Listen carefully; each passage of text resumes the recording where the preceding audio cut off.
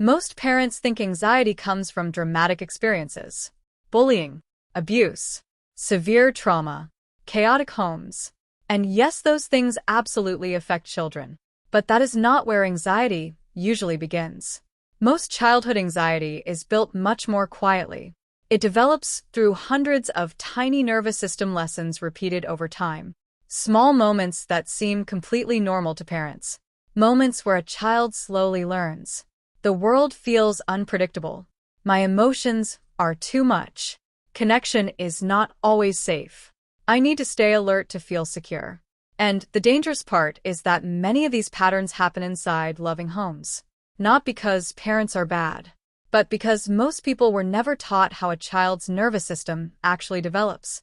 A child's brain is constantly asking one question: am I safe right now?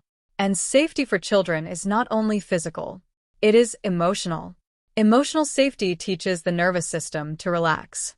Emotional unpredictability teaches the nervous system to stay alert. Over time, that alertness becomes anxiety, not as a personality trait, but as an adaptation. And once you understand how these patterns form, you start seeing anxiety differently. Not as weakness, not as overreaction, but as a nervous system that learned the world must be monitored carefully in order to feel safe.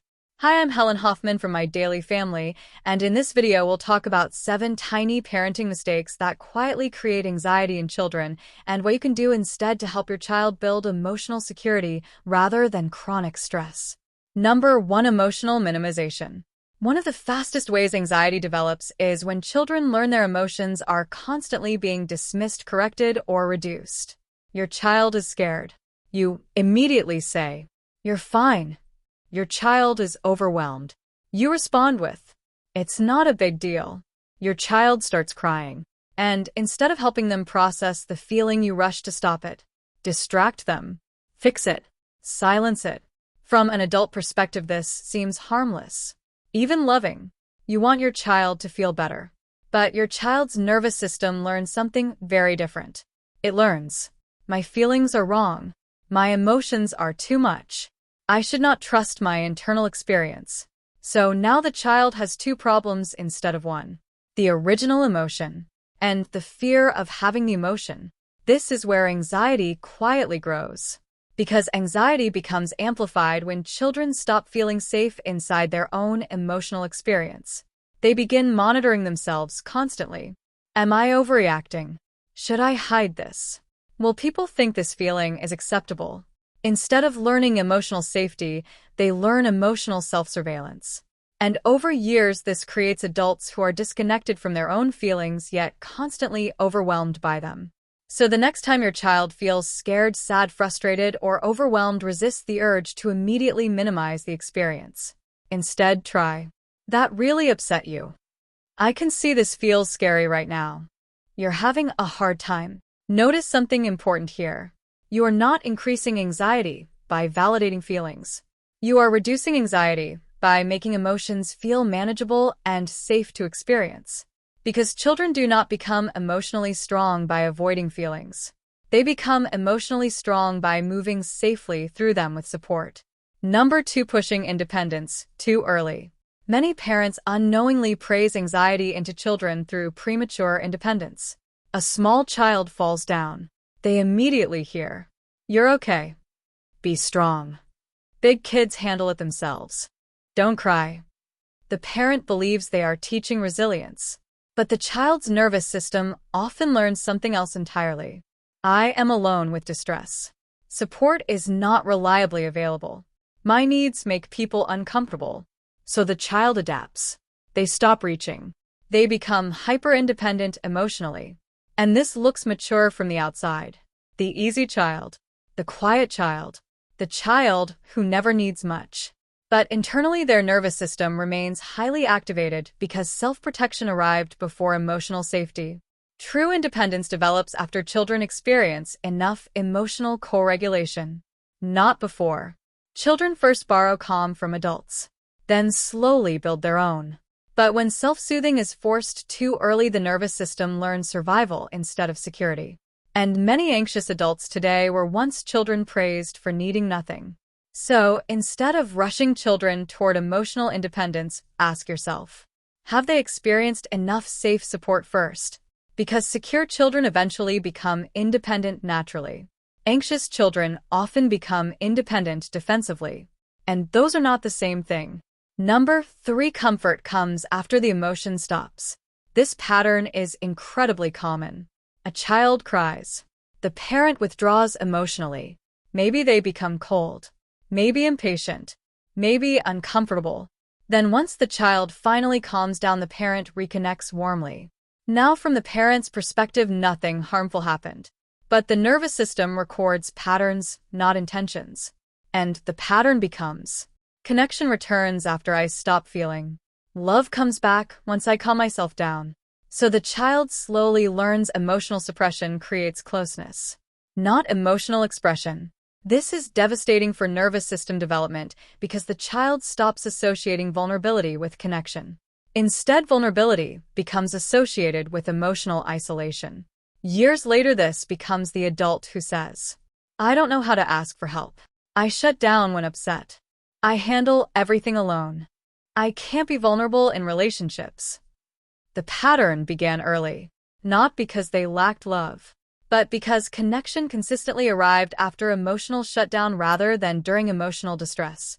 Children need parents who move toward them during emotional storms, not only after. Because emotional safety is built inside the hard moments, not outside them. Number 4, achievement becomes more important than emotion. Some children learn very early. I matter most when I perform well. Parents light up around grades, achievements, behavior, talent, productivity, responsibility, but become emotionally distant during vulnerability, sadness, fear, or emotional messiness. So the child adapts brilliantly. They replace emotional expression with competence. Instead of saying, I'm struggling, they achieve more. Instead of asking for comfort, they become impressive. And over time, the nervous system forms a dangerous equation. My value comes from performance, not from being emotionally human. This creates highly anxious children because their worth always feels conditional. If performance drops, safety disappears. If achievement weakens, connection weakens. So now the nervous system never truly rests. The child becomes externally successful but internally terrified of failure, rejection, and emotional exposure. And many adults who seem high-functioning are actually operating from chronic anxiety rooted in conditional emotional value. So when your child succeeds, celebrate the achievement. But never let performance become the main pathway to emotional closeness. Show equal warmth toward struggle, vulnerability, fear, mistakes, confusion. Children need to feel loved while imperfect, not only while impressive. Number 5, parental emotional unpredictability. Children can handle imperfect parents surprisingly well. What creates anxiety is unpredictability. When the emotional environment constantly changes, the nervous system stays hyperalert, trying to monitor danger. Some days the parent is calm, warm, patient, emotionally available. Other days they are reactive, distant, overwhelmed, unpredictable. And the child never fully knows which version they will receive. So the nervous system adapts through hypervigilance. The child starts studying tone of voice, facial expressions, footsteps, energy shifts, emotional temperature. They become experts at reading the room. This often gets mistaken for emotional intelligence. But many times it is actually anxiety. Because the child is not reading emotions to connect. They are reading emotions to stay safe. And when children grow up constantly monitoring emotional unpredictability, they often become anxious adults who overanalyze everything. Tone changes. Text messages, facial expressions, silence, mood shifts. Their nervous system learned early that safety depends on constant emotional scanning. Now, obviously, no parent can remain perfectly calm all the time. That is impossible. But repair matters enormously. When you lose patience, reconnect afterward. When stress affects your presence, acknowledge it openly. Children do not need perfection. They need emotional predictability plus repair. That combination creates security. Number 6, teaching emotional suppression as strength. Many children quietly learn. Strong people do not feel too much. Strong people stay calm. Strong people handle things alone. So sadness becomes weakness. Fear becomes embarrassment. Need becomes shame. And eventually the child disconnects from emotional expression completely. Now, externally, this often looks admirable, mature, disciplined, self-controlled. But internally, anxiety grows stronger because suppressed emotions do not disappear. The nervous system still carries them. Now, the child is not only experiencing emotion, they are also fighting emotion, monitoring emotion, containing emotion. And this constant internal tension creates chronic nervous system exhaustion.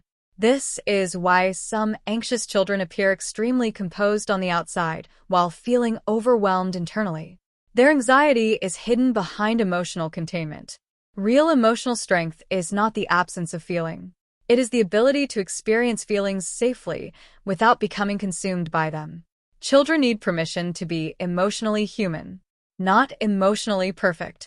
Number 7. Making the child responsible for adult emotions. This is one of the most anxiety-producing patterns of all. The child begins feeling responsible for the emotional stability of the parent. Maybe the parent says, "You're stressing me out. You're making mommy sad. Don't upset dad right now." Or maybe the responsibility is never spoken directly. The child simply senses it. They notice certain emotions overwhelm the parent. So they start adapting around the parent's emotional state constantly, becoming easier, quieter, less needy, less emotional. The nervous system learns, my emotions are dangerous to other people. My needs create stress. I must manage myself carefully to protect connection. This creates children who become chronic people pleasers, hypervigilant caretakers, and highly anxious adults. Because they never truly feel emotionally free. They are always managing themselves around others. And the heartbreaking part is that many parents doing this genuinely love their children deeply. But anxious nervous systems are highly sensitive to emotional responsibility. Children should never feel responsible for stabilizing the adults around them. They need adults who can emotionally contain the environment for them, not the other way around. Anxiety rarely appears suddenly. It is usually built slowly, through repeated emotional patterns the nervous system adapts to over time. And this is actually hopeful, because if patterns can create anxiety, then new patterns can also create security. Small moments matter enormously. The way you respond to tears, stress, fear, need, mistakes, vulnerability. All of these moments teach the nervous system what relationships feel like. Not perfectly, but repeatedly. And children do not need flawless parents. They need emotionally safe patterns repeated consistently enough that their nervous system learns. I can feel, I can need, I can struggle, and still remain connected, loved, and safe.